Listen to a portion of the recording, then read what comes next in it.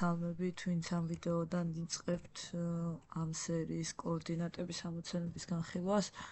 ეხლა განვიხილოთ მე-20 ამოცანას, იმედია მე-18-ე თქვენით გააკეთეთ. ესე იგი, მე-20-ში გვაქვს კვადრატის პერიმეტრი მოცემული. კვადრატის პერიმეტრი ნიშნავს, რომ მომენტალურად შეგვიძლია ვიპოვოთ გვერდი. ანუ 4-ზე უნდა გავყოთ და 3 სანტიმეტრია კვადრატის გვერდი. ვიცით აწერტილის კოორდინატებია -5, 3 და იპოვეთ დანარჩენი 3 წეროს კოორდინატები. ხა ჩვენ არ ვიცით დანარჩენი 3 რომელ მხარეს იქნება. კვადრატის გვერდი ყოფილა ღერძის პარალელური. ხო, ისე შეიძლება უამრავი ვარიანტი იყოს, თუ არა პარალელური იქნებოდა. მოდით წინა ნახაზიდან პატარა ცვლილებები რო გავაკეთოთ, თუ გამოგვივა და აუცილებლად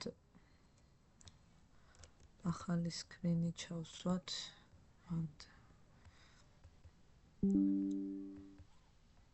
მეზარება ხოლმე მთელი ნახაზების შეცვლა.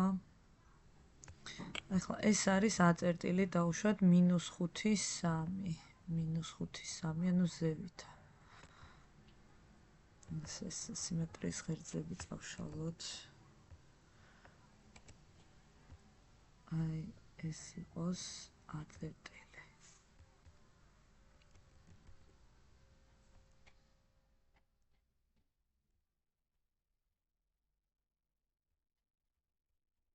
აწერტილი, B წერტილი, ქვევით იქნება C და D წერტილები.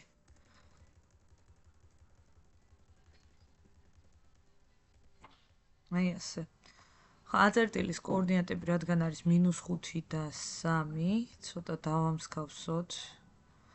-5 და 3 ალბათ უფრო ასე იქნებოდა. ბატონო. დანარჩენი წერტილების კოორდინატებიც ვიპოვოთ. ესე იგი, ცნობილია რომ გვერდი არის 3, ხო, მაშინ ნახეთ. ნახაზე შეიცვალა მე, დამავიწყდა რომ 3 უკვე ნაპოვნი გქონდა. აი აქ იქნება, ეს არის ჩვენი პაწაწუნა კვადრატი.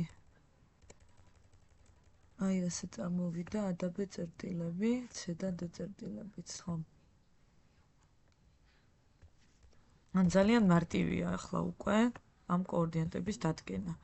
ანუ B წერტილის კოორდინატები რა იქნება? თუ -5 იყო, 3 ერთეულით აქეთ არის -2. რა თქმა უნდა, Y-ები ერთნაირი აქვთ. ეხლა C წერტილი. C წერტილი მდებარეობს პირდაპირ ღერძზე, ანუ Y აქვს 0, X აქვს -2. და D წერტილი. D წერტილის კოორდინატი -5-ია, X, Y რა თქმა უნდა 0. აი ეს არის სულ. ანუ ყველა შესაძლო შემთხვევა რო განვიხილოთ, მერე რა ხდება? აი ეს ჩვენი მართკუთხედი ადის ზევით. აი აქ იქნება ერთი ვარიანტი. აქაც ვიპოვით ამ წერტილებს. კიდევ ერთი ვარიანტი არის გვერდით რო გადის, 4 შემთხვევა სულ. აი ესენი ამბზიოთ ზევით. აი აქ ეს არის მესამე შემთხვევა და ეს არის მეოთხე შემთხვევა. აი თქვენ განიხილეთ ეგ დანარჩენი ვარიანტები და დაწერეთ კომენტარებში თუ რამე გაგიჭირდებათ. მადლობა ყურადღებისთვის. არ დაგავწყეთ არხის გამოწერა.